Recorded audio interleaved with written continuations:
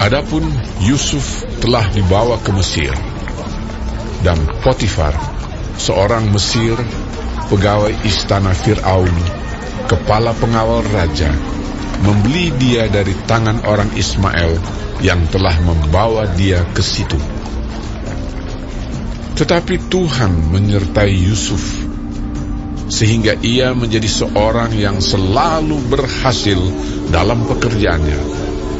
Maka tinggallah ia di rumah tuannya, orang Mesir itu. Setelah dilihat oleh tuannya bahwa Yusuf disertai Tuhan dan bahwa Tuhan membuat berhasil segala sesuatu yang dikerjakannya, maka Yusuf mendapat kasih tuannya dan ia boleh melayani dia. Kepada Yusuf diberikannya kuasa atas rumahnya dan segala miliknya diserahkannya pada kekuasaan Yusuf. Sejak ia memberikan kuasa dalam rumahnya dan atas segala miliknya kepada Yusuf, Tuhan memberkati rumah orang Mesir itu karena Yusuf, sehingga berkat Tuhan ada atas segala miliknya, baik yang di rumah maupun yang di ladang. Segala miliknya diserahkannya pada kekuasaan Yusuf, dan dengan bantuan Yusuf, ia tidak usah lagi mengatur apa-apapun selain dari makanannya sendiri. Adapun Yusuf itu manis sikapnya dan elok parasnya. Selang beberapa waktu, istri tuannya memandang Yusuf dengan berahi, lalu katanya, "Marilah tidur dengan aku." Tetapi Yusuf menolak dan berkata kepada istri tuannya itu, "Dengan bantuanku, tuanku itu tidak lagi mengatur apa yang ada di rumah ini. Dan ia telah menyerahkan segala miliknya pada kekuasaanku. Bahkan di rumah ini, ia tidak lebih besar kuasanya daripadaku.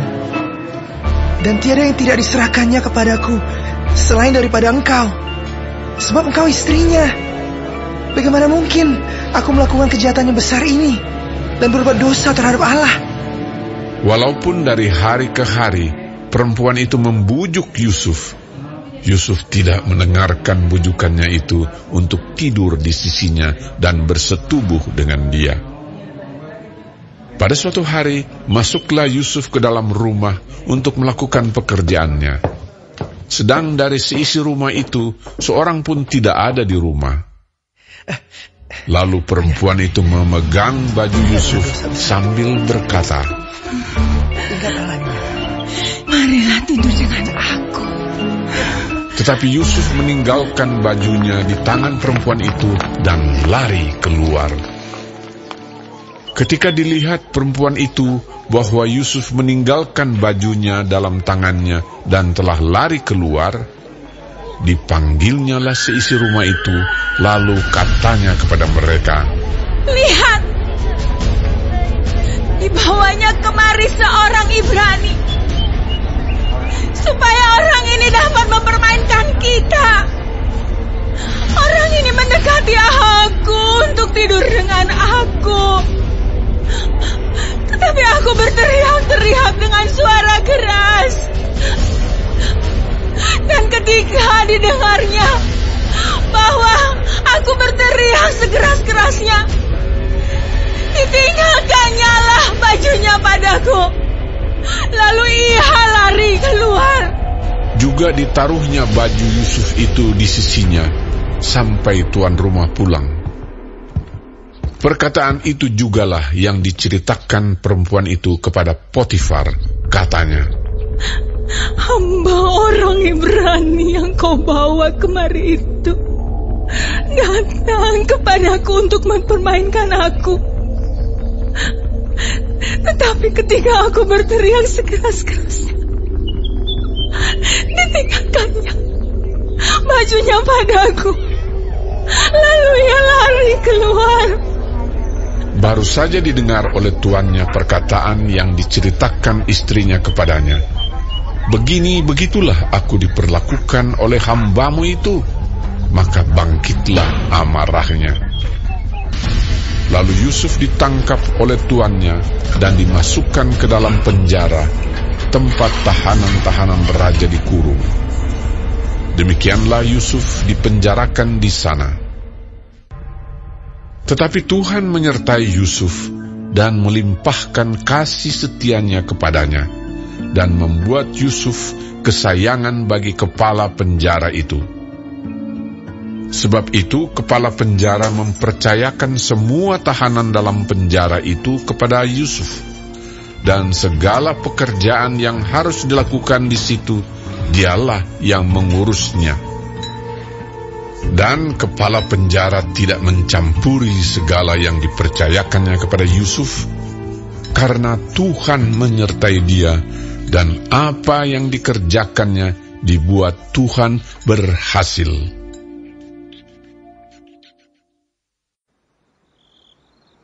Sesudah semuanya itu terjadilah bahwa juru minuman Raja Mesir dan juru rotinya membuat kesalahan terhadap tuannya, Raja Mesir itu.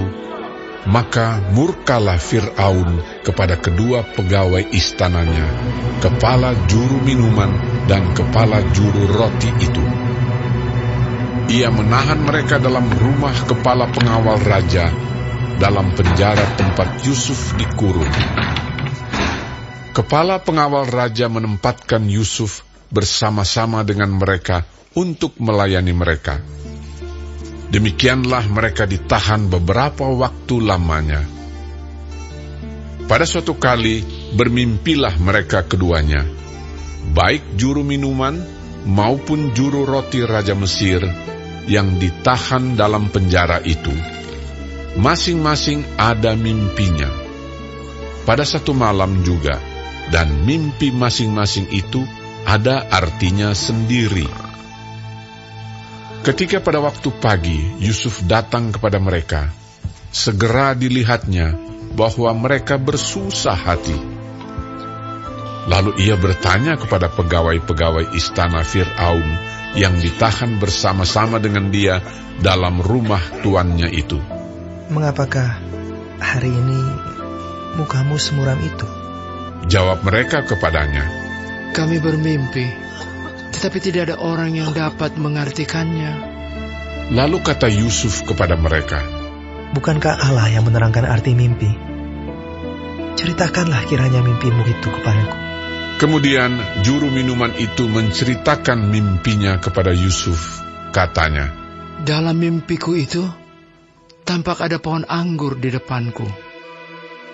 Pohon anggur itu ada 3 carangnya, dan baru saja pohon itu bertunas. Bunganya sudah keluar, dan tandan-tandannya penuh buah anggur yang ranum. Dan di tanganku ada piala Firaun. Buah anggur itu kuambil, lalu kuperas ke dalam piala Firaun, kemudian kusampaikan piala itu ke tangan Firaun." Kata Yusuf kepadanya, "Beginilah arti mimpi itu. Ketiga carang itu artinya 3 hari. Dalam 3 hari ini, Firaun akan meninggikan engkau dan mengembalikan engkau ke dalam pangkatmu yang dahulu. Dan engkau akan menyampaikan piala ke tangan Firaun seperti dahulu kala, ketika engkau jadi juru minumannya. Tetapi ingatlah kepadaku, apabila keadaanmu telah baik nanti, tunjukkanlah terima kasihmu kepadaku dengan menceritakan hal ikhwalku kepada Firaun. Dan tolonglah keluarkan aku dari rumah ini. Sebab aku diculik begitu saja dari negeri orang Ibrani. Dan di sini pun aku tidak pernah melakukan apa-apa yang menyebabkan aku layak dimasukkan ke dalam liang tutupan ini." Setelah dilihat oleh kepala juru roti betapa baik arti mimpi itu, berkatalah ia kepadanya, "Aku pun bermimpi juga. Tampak aku menjunjung 3 bakul berisi penganan. Dalam bakul atas ada berbagai-bagai makanan untuk Fir'aun, buatan juru roti. Tetapi burung-burung memakannya dari dalam bakul yang di atas kepalaku." Yusuf menjawab, "Beginilah arti mimpi itu. Ketiga bakul itu artinya 3 hari. Dalam 3 hari ini, Firaun akan meninggikan engkau tinggi ke atas dan menggantung engkau pada sebuah tiang. dan burung-burung akan memakan dagingmu dari tubuhmu. Dan terjadilah pada hari ketiga, hari kelahiran Fir'aun, maka Fir'aun mengadakan perjamuan untuk semua pegawainya. Ia meninggikan kepala juru minuman dan kepala juru roti itu di tengah-tengah para pegawainya. Kepala juru minuman itu dikembalikannya ke dalam jabatannya, sehingga ia menyampaikan pula piala ke tangan Fir'aun. Tetapi kepala juru roti itu digantungnya, seperti yang ditakdirkan Yusuf kepada mereka. Tetapi Yusuf tidaklah diingat oleh kepala juru minuman itu, melainkan dilupakannya.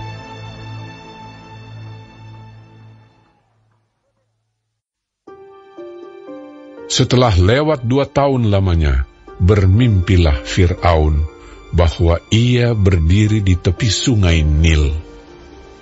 Tampaklah dari sungai Nil itu keluar 7 ekor lembu yang indah bangunnya dan gemuk badannya, lalu memakan rumput yang di tepi sungai itu.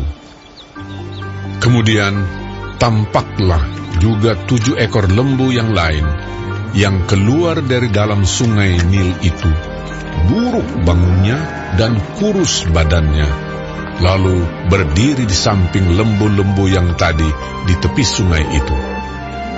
Lembu-lembu yang buruk bangunnya dan kurus badannya itu memakan ke-7 ekor lembu yang indah bangunnya dan gemuk itu. Lalu terjagalah Fir'aun. Setelah itu tertidur pulalah ia dan bermimpi kedua kalinya. Tampak timbul dari satu tangkai 7 bulir gandum yang bernas dan baik. Tetapi kemudian tampaklah juga tumbuh 7 bulir gandum yang kurus dan layu oleh angin timur. Bulir yang kurus itu menelan ke-7 bulir yang bernas dan berisi tadi. Lalu terjagalah Fir'aun. Agaknya ia bermimpi. Pada waktu pagi, gelisahlah hatinya. Lalu disuruhnyalah memanggil semua ahli dan semua orang berilmu di Mesir. Fir'aun menceritakan mimpinya kepada mereka, tetapi seorang pun tidak ada yang dapat mengartikannya kepadanya. Lalu berkatalah kepala juru minuman kepada Fir'aun, "Hari ini aku merasa perlu menyebutkan kesalahanku yang dahulu. Waktu itu tuanku Firaun murka kepada pegawai-pegawainya dan menahan aku dalam rumah pengawal istana beserta dengan kepala juru roti. Pada Sabtu malam juga kami bermimpi. Aku dan kepala juru roti itu masing-masing mempunyai mimpi dengan artinya sendiri. Bersama-sama dengan kami ada di sana seorang muda Ibrani, hamba kepala pengawal istana itu. Kami menceritakan mimpi kami kepadanya, lalu diartikannya kepada kami mimpi kami masing-masing. Dan seperti yang diartikannya itu kepada kami, demikianlah pula terjadi. Aku dikembalikan ke dalam pangkatku, dan kepala juru roti itu digantung." Kemudian Fir'aun menyuruh memanggil Yusuf. Segeralah ia dikeluarkan dari tutupan. Ia bercukur dan berganti pakaian, lalu pergi menghadap Fir'aun. Berkatalah Fir'aun kepada Yusuf, "Aku telah bermimpi, dan seorang pun tidak ada yang dapat mengartikannya. Tetapi telah kudengar tentang engkau. Hanya dengan mendengar mimpi saja, engkau dapat mengartikannya." Yusuf menyahut Fir'aun, Bukan sekali-kali aku, melainkan Allah juga yang akan memberitakan kesejahteraan kepada tuanku Firaun. Lalu berkatalah Fir'aun kepada Yusuf, "Dalam mimpiku itu, aku berdiri di tepi sungai Nil. Lalu tampaklah dari sungai Nil itu keluar 7 ekor lembu yang gemuk badannya dan indah bentuknya. dan makan rumput yang di tepi sungai itu. Tetapi kemudian tampaklah juga keluar 7 ekor lembu yang lain, kulit pemalut tulang, sangat buruk bangunnya, dan kurus badannya. Tidak pernah kulihat yang seburuk itu di seluruh tanah Mesir. Lembu yang kurus dan buruk itu memakan ke-7 ekor lembu gemuk yang mula-mula. Lembu-lembu ini masuk ke dalam perutnya, tetapi walaupun telah masuk ke dalam perutnya, tidaklah kelihatan sedikit pun tandanya. Bangunnya tetap sama buruknya seperti semula. Lalu terjagalah aku. Selanjutnya, dalam mimpiku itu kulihat timbul dari satu tangkai 7 bulir gandum yang berisi dan baik. Tetapi kemudian tampaklah juga tumbuh 7 bulir yang kering, kurus dan layu oleh angin timur. Bulir yang kurus itu memakan ke-7 bulir yang baik tadi. Telah kuceritakan hal ini kepada semua ahli, tetapi seorang pun tidak ada yang dapat menerangkannya kepadaku. Lalu kata Yusuf kepada Fir'aun, Kedua mimpi tuanku Firaun itu sama. Allah telah memberitahukan kepada tuanku Firaun apa yang hendak dilakukannya. Ke-7 ekor lembu yang baik itu ialah 7 tahun, dan ke-7 bulir gandum yang baik itu ialah 7 tahun juga. Kedua mimpi itu sama. Ke-7 ekor lembu yang kurus dan buruk, yang keluar kemudian, maksudnya 7 tahun. Demikian pula ke-7 bulir gandum yang hampa dan layu oleh angin timur itu. Maksudnya akan ada 7 tahun kelaparan. Inilah maksud perkataanku ketika aku berkata kepada tuanku Firaun, Allah telah memperlihatkan kepada tuanku Firaun apa yang hendak dilakukannya. Ketahuilah tuanku, akan datang 7 tahun kelimpahan di seluruh tanah Mesir. Kemudian akan timbul 7 tahun kelaparan. Maka akan dilupakan segala kelimpahan itu di tanah Mesir, karena kelaparan itu mengurus keringkan negeri ini. Sesudah itu akan tidak kelihatan lagi bekas-bekas kelimpahan di negeri ini karena kelaparan itu, sebab sangat hebatnya kelaparan itu. Sampai 2 kali mimpi itu diulangi bagi tuanku Firaun, berarti hal itu telah ditetapkan oleh Allah, dan Allah akan segera melakukannya. Oleh sebab itu, baiklah tuanku Firaun mencari seorang yang berakal budi dan bijaksana, dan mengangkatnya menjadi kuasa atas tanah Mesir. Baiklah juga tuanku Firaun berbuat begini, yakni menempatkan penilik-penilik atas negeri ini, dan dalam ke-7 tahun kelimpahan itu memungut 1/5 dari hasil tanah Mesir. Mereka harus mengumpulkan segala bahan makanan dalam tahun-tahun baik yang akan datang ini. Dan di bawah kuasa tuanku Firaun, menimbun gandum di kota-kota sebagai bahan makanan, serta menyimpannya. Demikianlah, segala bahan makanan itu menjadi persediaan untuk negeri ini dalam ke-7 tahun kelaparan yang akan terjadi di tanah Mesir, supaya negeri ini jangan binasa karena kelaparan itu. Usul itu dipandang baik oleh Fir'aun dan oleh semua pegawainya. Lalu berkatalah Fir'aun kepada para pegawainya, Mungkinkah kita mendapat orang seperti ini, seorang yang penuh dengan roh Allah? Kata Fir'aun kepada Yusuf, Oleh karena Allah telah memberitahukan semuanya ini kepadamu, tidaklah ada orang yang demikian berakal budi dan bijaksana seperti engkau. Engkaulah menjadi kuasa atas istanaku, dan kepada perintahmu seluruh rakyatku akan taat. Hanya tahta inilah kelebihanku daripadamu. Selanjutnya Fir'aun berkata kepada Yusuf, Dengan ini aku melantik engkau menjadi kuasa atas seluruh tanah Mesir. Sesudah itu, Fir'aun menanggalkan cincin meterainya dari jarinya dan mengenakannya pada jari Yusuf. Dipakaikannya lah kepada Yusuf pakaian daripada kain halus dan digantungkannya kalung emas pada lehernya. Lalu Fir'aun menyuruh menaikkan Yusuf dalam keretanya yang kedua, dan berserulah orang di hadapan Yusuf, "Hormat!" Demikianlah Yusuf dilantik oleh Fir'aun menjadi kuasa atas seluruh tanah Mesir. Berkatalah Fir'aun kepada Yusuf, Akulah Firaun, tetapi dengan tidak setaumu, seorang pun tidak boleh bergerak di seluruh tanah Mesir. Lalu Fir'aun menamai Yusuf Zavnat Paaneah, serta memberikan Asnat, anak Potifera, imam di On, kepadanya menjadi istrinya. Demikianlah Yusuf muncul sebagai kuasa atas seluruh tanah Mesir.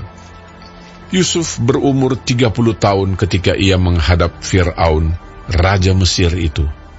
Maka pergilah Yusuf dari depan Fir'aun, lalu dikelilinginya seluruh tanah Mesir.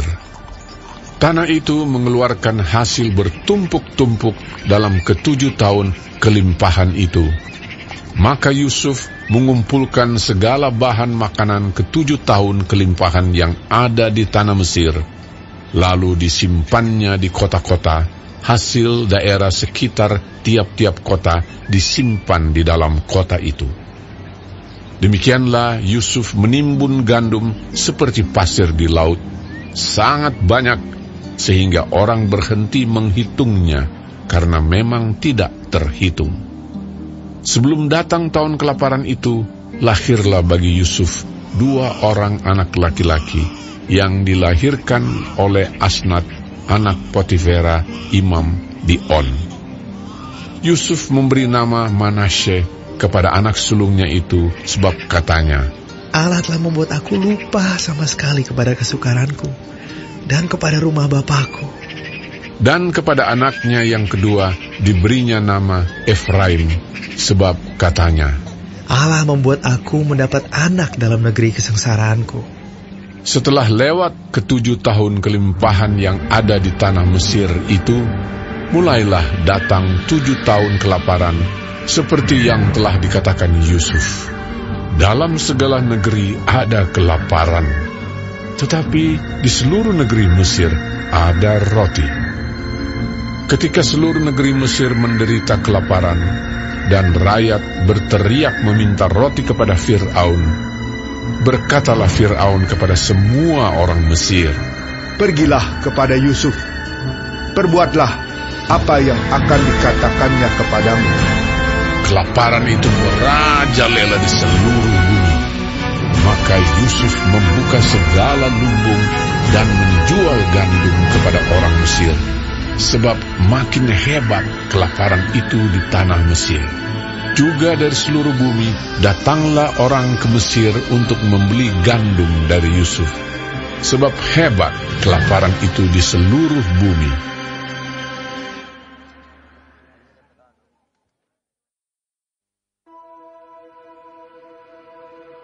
Dari Daud. Tuhan adalah terangku dan keselamatanku. Kepada siapakah aku harus takut? Tuhan adalah benteng hidupku. Terhadap siapakah aku harus gemetar? Ketika penjahat-penjahat menyerang aku untuk memakan dagingku, yakni semua lawanku dan musuhku, mereka sendirilah yang tergelincir dan jatuh. Sekalipun tentara berkemah mengepung aku, tidak takut hatiku. Sekalipun timbul peperangan melawan aku, dalam hal itu pun aku tetap percaya. Satu hal telah ku minta kepada Tuhan, itulah yang ku ingini. Diam di rumah Tuhan seumur hidupku, menyaksikan kemurahan Tuhan dan menikmati bait-Nya. Sebab Ia melindungi aku dalam pondok-Nya pada waktu bahaya. Ia menyembunyikan aku dalam persembunyian di kemah-Nya. Ia mengangkat aku ke atas gunung batu. Maka sekarang tegaklah kepalaku, mengatasi musuhku sekeliling aku. Dalam kemah-Nya aku mau mempersembahkan korban dengan sorak-sorai. Aku mau menyanyi dan bermazmur bagi Tuhan. Dengarlah Tuhan seruan yang kusampaikan. Kasihanilah aku dan jawablah aku. Hatiku mengikuti firman-Mu, carilah wajah-Ku. Maka wajah-Mu ku cari ya Tuhan. Janganlah menyembunyikan wajah-Mu kepadaku. Janganlah menolak hamba-Mu ini dengan murka. Engkaulah pertolonganku. Janganlah membuang aku dan janganlah meninggalkan aku, ya Allah penyelamatku. Sekalipun ayahku dan ibuku meninggalkan aku, namun Tuhan menyambut aku. Tunjukkanlah jalan-Mu kepadaku ya Tuhan, dan tuntunlah aku di jalan yang rata oleh sebab seteruku. Janganlah menyerahkan aku kepada nafsu lawanku. Sebab telah bangkit menyerang aku saksi-saksi dusta dan orang-orang yang bernafaskan kelaliman. Sesungguhnya aku percaya akan melihat kebaikan Tuhan di negeri orang-orang yang hidup. Nantikanlah Tuhan, kuatkanlah dan teguhkanlah hatimu. Ya, nantikanlah Tuhan.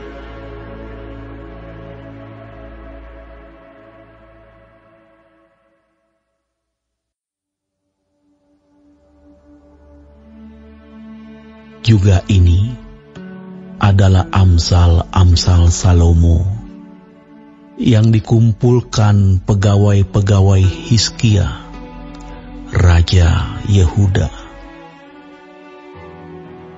Kemuliaan Allah ialah merahasiakan sesuatu, tetapi kemuliaan raja-raja ialah menyelidiki sesuatu. Seperti tingginya langit dan dalamnya bumi, demikianlah hati raja-raja tidak terduga. Sisihkanlah sanga dari perak, maka keluarlah benda yang indah bagi pandai emas. Sisihkanlah orang fasik dari hadapan raja, maka kokohlah tahtanya oleh kebenaran. Jangan berlagak di hadapan raja atau berdiri di tempat para pembesar. Karena lebih baik orang berkata kepadamu, naiklah kemari, daripada engkau direndahkan di hadapan orang mulia. Apa matamu lihat? Lalu Pilatus mengambil Yesus dan menyuruh orang menyesah Dia. Prajurit-prajurit menganyam sebuah mahkota duri dan menaruhnya di atas kepalanya. Mereka memakaikan Dia jubah ungu dan sambil maju ke depan, mereka berkata, "Salam, hai Raja orang Yahudi." Lalu mereka menampar mukanya. Pilatus keluar lagi dan berkata kepada mereka, "Lihatlah, aku membawa Dia keluar kepada kamu, supaya kamu tahu bahwa aku tidak mendapati kesalahan apapun padanya." Lalu Yesus keluar, bermahkota duri dan berjubah ungu. Maka kata Pilatus kepada mereka, "Lihatlah manusia itu." Ketika imam-imam kepala dan penjaga-penjaga itu melihat dia, berteriaklah mereka, "Salibkan dia! Salibkan dia!" Kata Pilatus kepada mereka, "Ambil dia dan salibkan dia, sebab aku tidak mendapati kesalahan apapun padanya."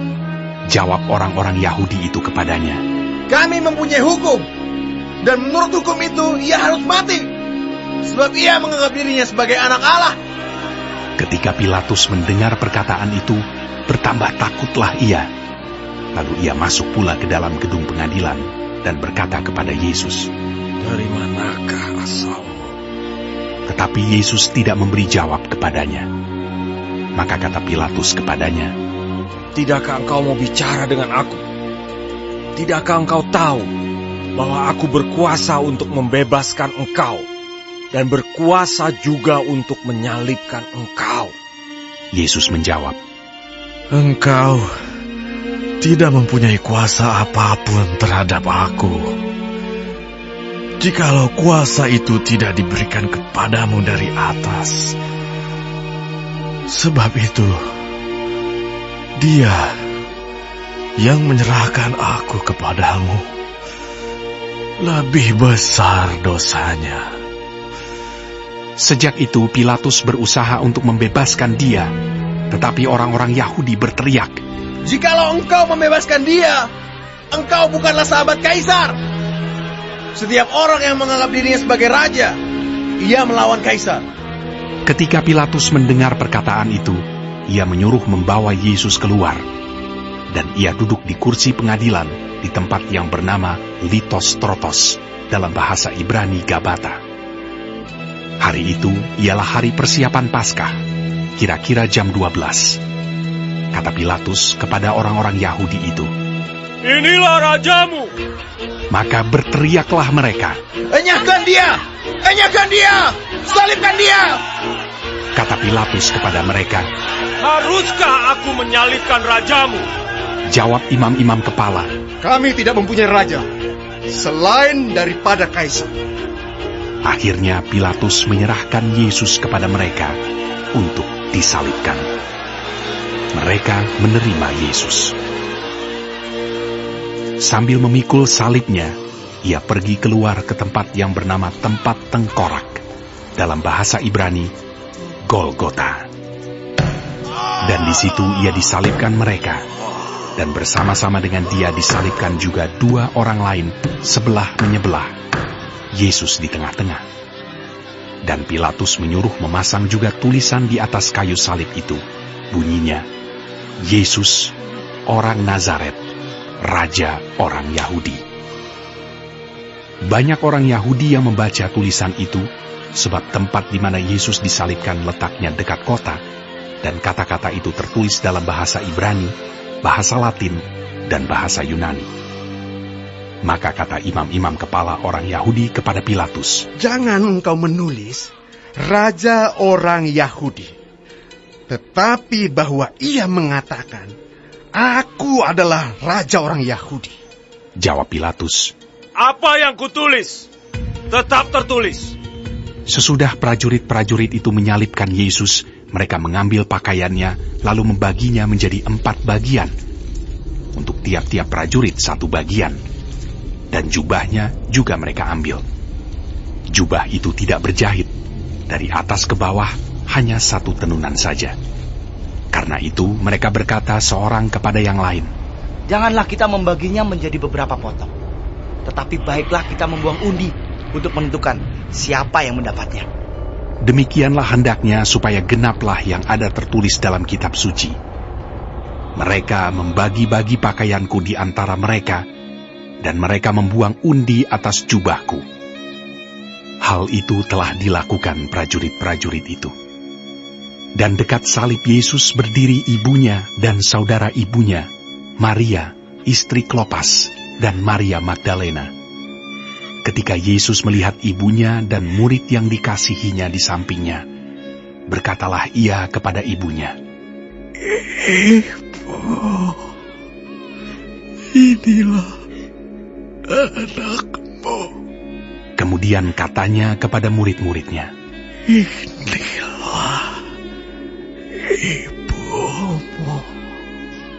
Dan sejak saat itu, murid itu menerima dia di dalam rumahnya. Sesudah itu, karena Yesus tahu bahwa segala sesuatu telah selesai, berkatalah ia, supaya genaplah yang ada tertulis dalam kitab suci. Aku haus. Di situ ada suatu bekas penuh anggur asam. Maka mereka mencucukkan bunga karang yang telah dicelupkan dalam anggur asam pada sebatang hisop, lalu mengunjukkannya ke mulut Yesus. Sesudah Yesus meminum anggur asam itu, berkatalah ia, "Sudah selesai." Lalu ia menundukkan kepalanya dan menyerahkan nyawanya. Karena hari itu hari persiapan, dan supaya pada hari Sabat mayat-mayat itu tidak tinggal tergantung pada kayu salib, sebab Sabat itu adalah hari yang besar, maka datanglah orang-orang Yahudi kepada Pilatus dan meminta kepadanya supaya kaki orang-orang itu dipatahkan dan mayat-mayatnya diturunkan. Maka datanglah prajurit-prajurit lalu mematahkan kaki orang yang pertama dan kaki orang yang lain yang disalibkan bersama-sama dengan Yesus. Tetapi ketika mereka sampai kepada Yesus dan melihat bahwa ia telah mati, mereka tidak mematahkan kakinya. Tetapi seorang dari antara prajurit itu menikam lambungnya dengan tombak, dan segera mengalir keluar darah dan air. Dan orang yang melihat hal itu sendiri yang memberikan kesaksian ini, dan kesaksiannya benar. Dan ia tahu bahwa ia mengatakan kebenaran, supaya kamu juga percaya. Sebab hal itu terjadi, supaya genaplah yang tertulis dalam kitab suci. Tidak ada tulangnya yang akan dipatahkan. Dan ada pula nas yang mengatakan, mereka akan memandang kepada dia yang telah mereka tikam. Sesudah itu, Yusuf dari Arimatea, ia murid Yesus, tapi sembunyi-sembunyi karena takut kepada orang-orang Yahudi, meminta kepada Pilatus supaya ia diperbolehkan menurunkan mayat Yesus. Dan Pilatus meluluskan permintaannya itu. Lalu datanglah ia dan menurunkan mayat itu. Juga Nikodemus datang ke situ. Dialah yang mula-mula datang waktu malam kepada Yesus. Ia membawa campuran minyak mur dengan minyak gaharu, kira-kira 50 kati beratnya. Mereka mengambil mayat Yesus, mengapaninya dengan kain lenan, dan membubuhinya dengan rempah-rempah menurut adat orang Yahudi bila menguburkan mayat. Dekat tempat di mana Yesus disalibkan ada suatu taman, dan dalam taman itu ada suatu kubur baru yang di dalamnya belum pernah dimakamkan seseorang. Karena hari itu hari persiapan orang Yahudi, sedang kubur itu tidak jauh letaknya, maka mereka meletakkan mayat Yesus ke situ.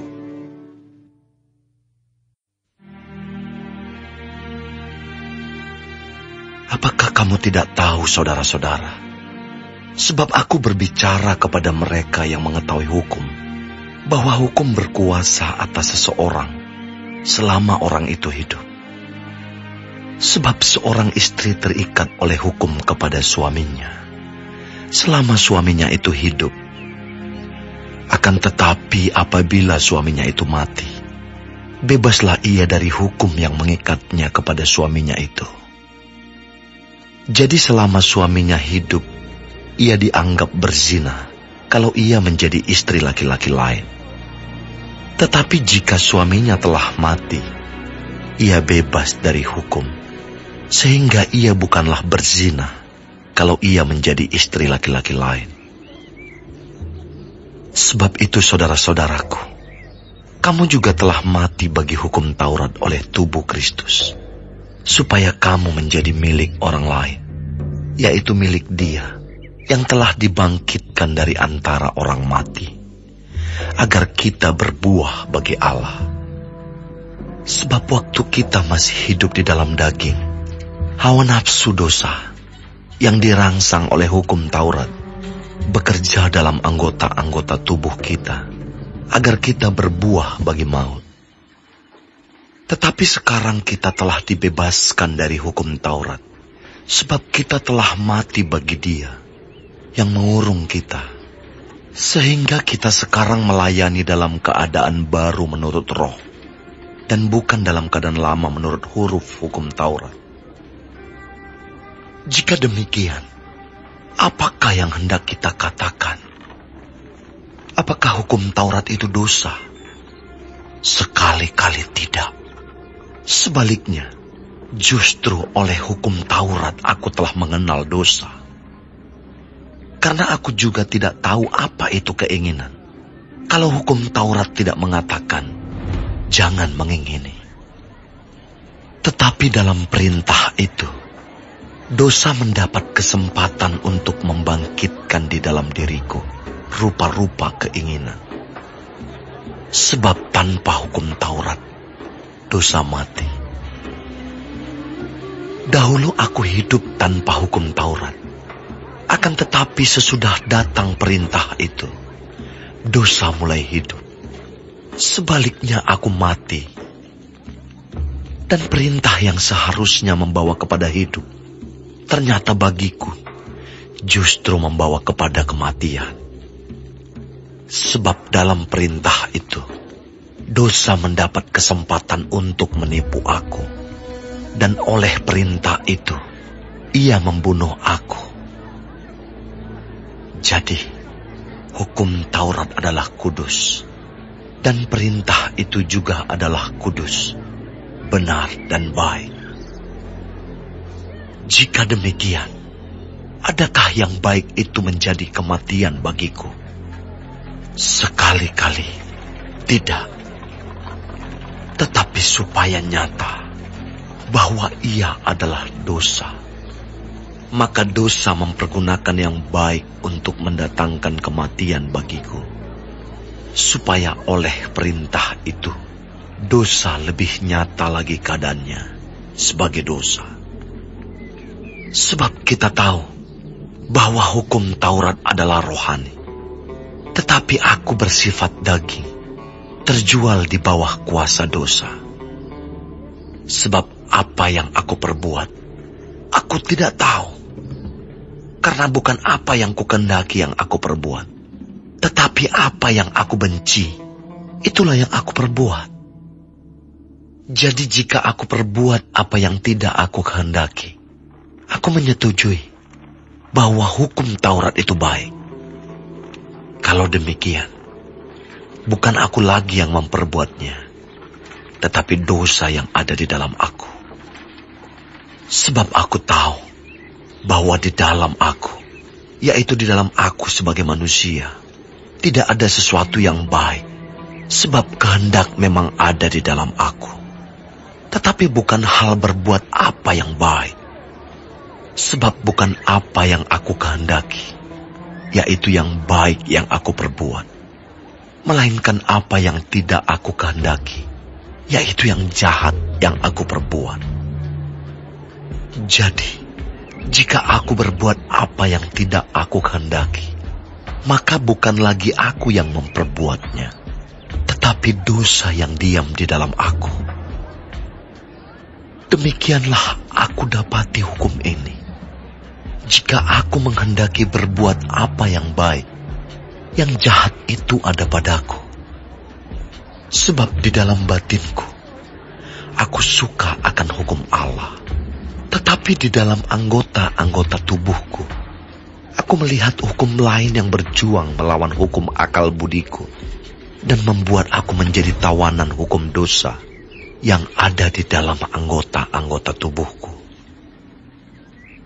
Aku, manusia celaka. Siapakah yang akan melepaskan aku dari tubuh maut ini? Syukur kepada Allah oleh Yesus Kristus Tuhan kita. Jadi, dengan akal budiku aku melayani hukum Allah, tetapi dengan tubuh insaniku, aku melayani hukum dosa.